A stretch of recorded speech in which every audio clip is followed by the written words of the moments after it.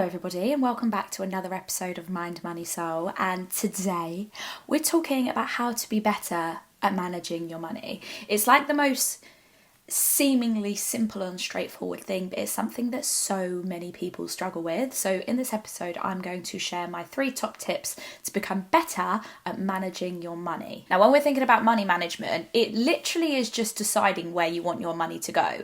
It's saying, this is the money that I make from my job, from my business, from, for a salary and income, whatever that looks like. And then I'm picking where it goes. Where people fall down is the not knowing what's going on with their money, the assuming that their money is just going to sort itself out.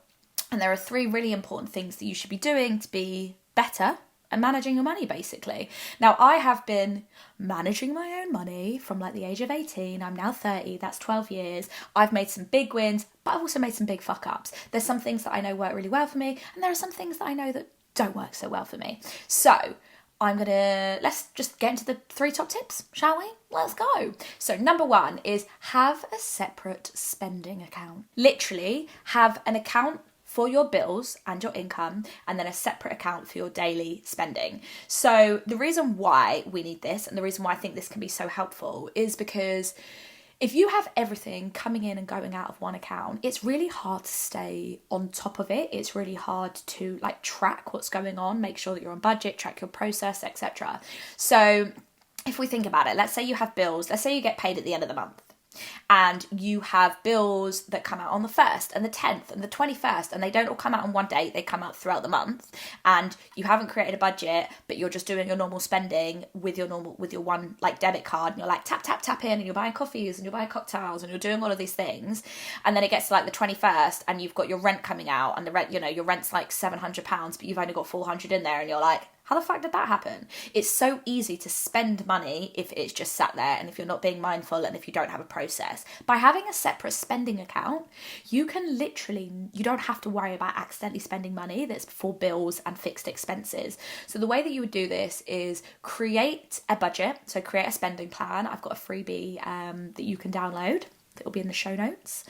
And just work out, how much money do I have coming in for the month? Now, obviously, if you're a 9-to-5er and you have a set salary, that's a lot easier. But if you're freelance, contractor, self-employed, etc., then, you're going to have to take a sort of guesstimate at when you think that money's coming in, how much you think you're going to get. Then you want to write down what all of your fixed expenses and all of your bills are. So, what is it that has to go out? So you then do your income minus those fixed expenses, and then that is going to leave you with what is left over to save, invest and spend. So fixed expenses are going to be things like your rent, your TV license, your internet, your phone bill, all of the things that financial commitments that you have made that have to come out at a certain amount on a certain date. They're the things that regardless, are coming out of your account. The rest of it is essentially your discretionary daily outgoings, your normal spending.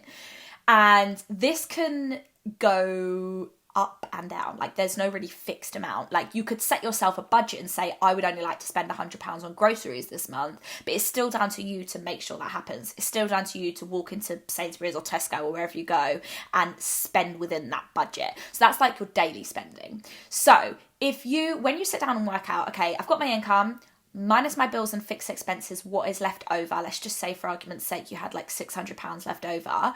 You could then go, okay, well, I would like to save £300 of that and spend £300 of that. Spend it on, groceries and travel and socialising, etc. All of the other things that you need to spend money on. I'm going to move on payday, or when I have my money day at the end of the start of the month, I'm going to move that money from my bills account onto my spending card. I love to use Monzo, Starling, those kind of banks. I think they can be really amazing because they've got really good features. You can get an app on your phone.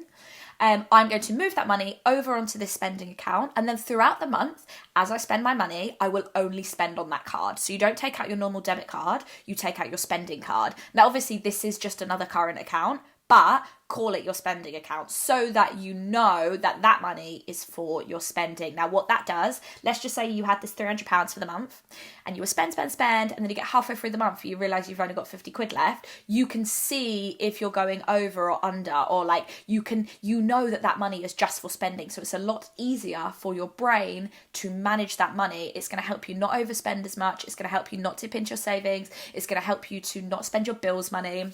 It's a win-win-win. in my opinion. That was a little rhyme for you all. Number 2 is pay yourself first. Now imagine this, right? You were put on earth to experience life as a human, to feel, to have joy, to feel all the feels. And yet you're having to work day in, day out, potentially for someone else, to make enough of this thing called money, simply to be able to live and to be able to survive. That is capitalism, baby. So the definition of capitalism is an economic and political system in which a country's trade and industry are controlled by private owners for profit. But the key thing here is everything costs money. Things cost money.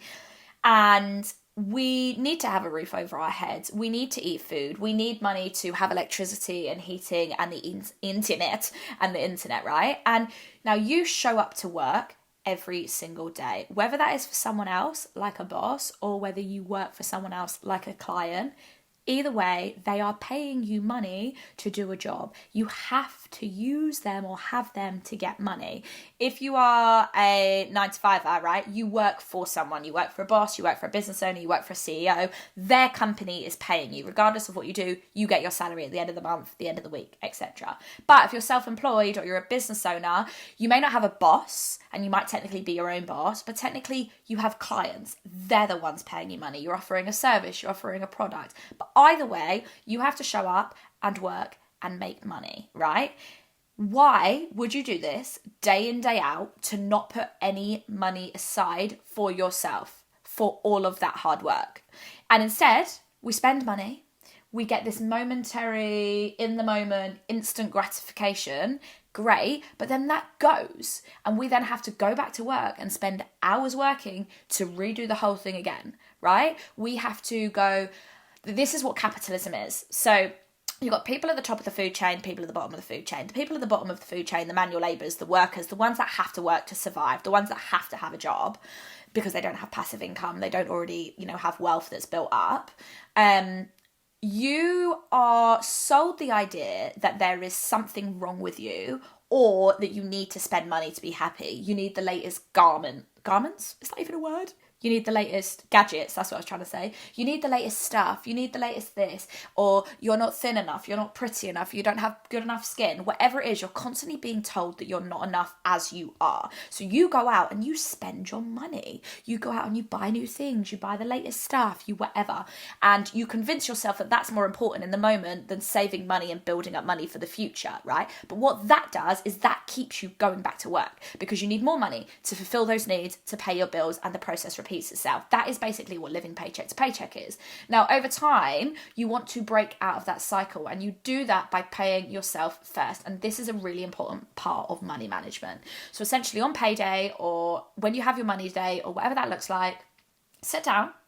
And as I just explained about having what's your income, what's your bills, how much do you have left over, you have two choices, right? You could move all of that money to a spending account and have nothing left over to save or invest, and that is going to keep you stuck in this cycle of living paycheck to paycheck. Or you take some of that money and you pay yourself first. You pay your future self. You put money aside for something you have worked hard for and you build up that money so that you can get to a point where you are not beholden to a job. You are not beholden to a boss. It's not to say you have to have millions in the bank, but it's enough to have in the bank that if you show up to work one day and your boss is an arsehole, you can go, do you know what? Fuck you. I'm leaving. I got enough in the bank. Or if some emergency happens, or if your health takes a downturn, or if you just, whatever, you want to take some time off, then you can. But you can only do that by taking a portion of your money every single month and saving and investing. That is how you build wealth. That is how you grow your money. And it's so important. I did this when I was saving for drama school, which obviously I then spent travelling. But I did this. I would pay myself first. I would put as much as I could away. And boy, did that help. Boy, did that help, because when I then came to this choice and decision between drama school and travelling, I didn't have to choose because I had the money there. Quit my job. I was like, peace out, bitches. Got on a plane to Australia. I didn't have to work for basically 6 or 7 months until I ran through all that money, and I worked a little bit in Melbourne at the end. But it's powerful stuff. It's very empowering. And number 3 is practice mindful spending. Really understand what your spending triggers are. What is it that triggers you to impulse spend and overspend and spend on things that you can't technically afford or don't really want to? I think we've all been there where something happens, we're out and about in the daytime, and then you come home and then suddenly you're like, how the hell do I have a bag full of shopping? How am I £100 down? It's because you were on autopilot and your subconscious programming took over, and it was like, bitch, let me take control. Now, we are only human. We all have emotions and feelings and beliefs, and all of this impact our money management. So don't beat yourself up for how you have been or how you are right now, but just know that it can change. So once you first of all have an understanding of why you're spending or what's going on with your spending or what's triggering you, so the first part is awareness. You've got to get really honest with yourself. You've got to get that clarity. Then you can make a plan off the back of that, and you can practice mindful spending. So that basically means when you experience that feeling, let's just say you figured out that when you feel really sad, you're more likely to spend, right?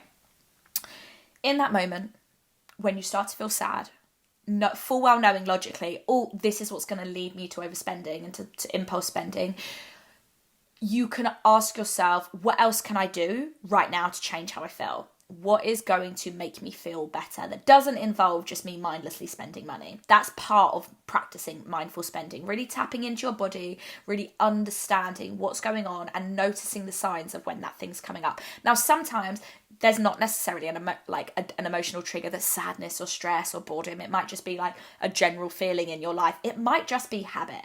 You might have a belief. So sometimes we overspend and we impulse spend because we're trying to change how we feel emotionally. This could be something that's happened in the moment. For example, your boss has pissed you off, but it could be a bigger overarching problem that you just don't love yourself, or that you don't feel worthy, or you don't feel worthy of holding on to money. That's still an emotion, and that belief is still going to drive your behavior. So you want to understand your emotional triggers, but you also want to understand what your money beliefs are and how you view saving, spending, etc., and work on improving your relationship with money. Now, something that can be really useful for this is practicing the awareness through visualization. So, for example, let's go back to the example that you spend when you're sad. Instead of relying on that moment, relying on yourself in that moment to stop, breathe through it, figure out what else you could do, visualize yourself doing that. So sit down and do a visualization, breathe calmly, get yourself into a relaxed state. Imagine yourself having a bad day or something happening, feeling sad. Then imagining that you're about to go and spend money. Maybe you imagine yourself walking into a shop if you're really bad at clothes shopping, or maybe you imagine yourself sat on your laptop or scrolling on your phone and you've gone to the cart. In that visualization, stop yourself, check in with your body, and then imagine yourself making a different choice to spending money. Imagine yourself picking up the phone and calling a friend. Imagine yourself running a bath. Imagine yourself doing some painting. Train your brain how it feels to act differently in that moment before it happens. So when it does happen, you've already taught your brain how to do it. It's so powerful. And you can do visualization in so many ways. Doesn't mean that you're going to attract being sad, because you're not sitting down with the intention to get sad. You're utilizing it to train your brain what to do. Now, athletes do this when they are training for a game. So, for example, Serena Williams, she will imagine herself winning the game, getting all the shots right. But what she will also imagine is something going wrong and how she will handle that. And she teaches her body and her brain how it feels and how she's going to react. And then over time, it will just become subconscious. It's very powerful stuff. So those are 3 of my top tips to help you get better at managing money. Hope you found them useful. Thank you so much for tuning in, and I will see you all next week.